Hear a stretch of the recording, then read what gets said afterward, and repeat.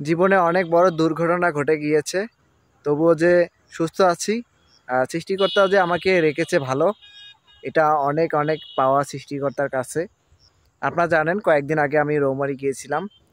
রৌমারী থেকে আসার সময় সকাল 8:30টার দিকে আমার সাথে একটা দুর্ঘটনা ঘটে, যেটার জন্য আমি আমার মোবাইল, টাকা, আমার ব্যাগ ছিল সাথে, ব্যাগে ল্যাপটপ, ক্যামেরা ছিল, সাইকেল ছিল।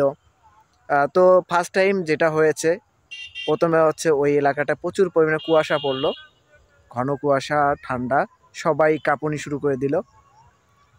ফার্স্ট টাইম আমরা একটা নৌকা লক্ষ্য করতে পারছিলাম, সেটা নৌকাটা মাঝির বেশি ছিল। হঠাৎ করে তাৎক্ষণিক ওরা এসে আমাদের বড় নৌকাটাকে অ্যাটাক করলো। ওই নৌকাটা আমাদের কাছাকাছি আসা মুহূর্তেই পিছন থেকে আরেকটা নৌকা আমাদের কাছে এসে পড়লো, এবং এসে সরাসরি ওরা আমাদের নৌকা দাঁড় করিয়ে মাঝ নদীতেই ওরা কিন্তু আমাদের উপর আক্রমণ করলো। এবং বিভিন্ন দেশি বিদেশি বিভিন্ন সরঞ্জাম ছিল, যেগুলোতে আমাদেরকে ভয়ভীতি দেখিয়েছিল।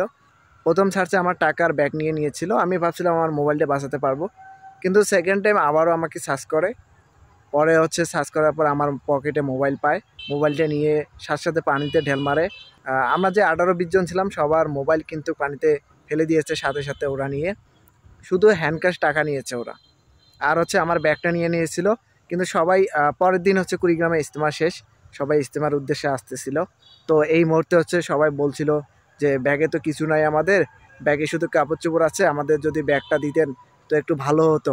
পরবর্তীতে আমিও আমার ব্যাগটা চেয়েছি, কিন্তু আমার ব্যাগের ভিতর ল্যাপটপ লুঙ্গি দিয়ে পেঁচিয়ে আমি ভিতর রেখে দিয়েছি, তার উপর কাপড় চোপড় রেখেছি।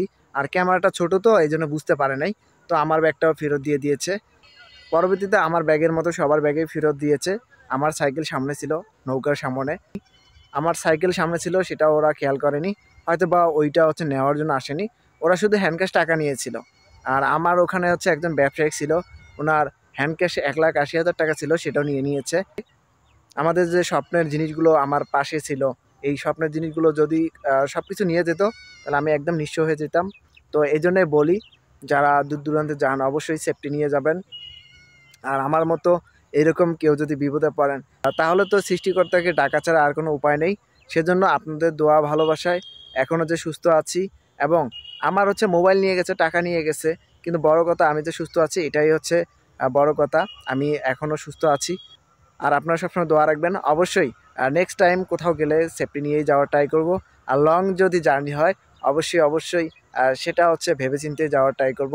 আর আমার বাসা থেকে একদমই নিষেধ কোথাও না যাওয়া, এই জন্য আপাতত আছি, আপাতত কোথাও যাচ্ছি না। যদিও যাই, সেফটি নিয়ে যাব। সকলে ভালো থাকবেন, সুস্থ থাকবেন। আল্লাহ হাফেজ।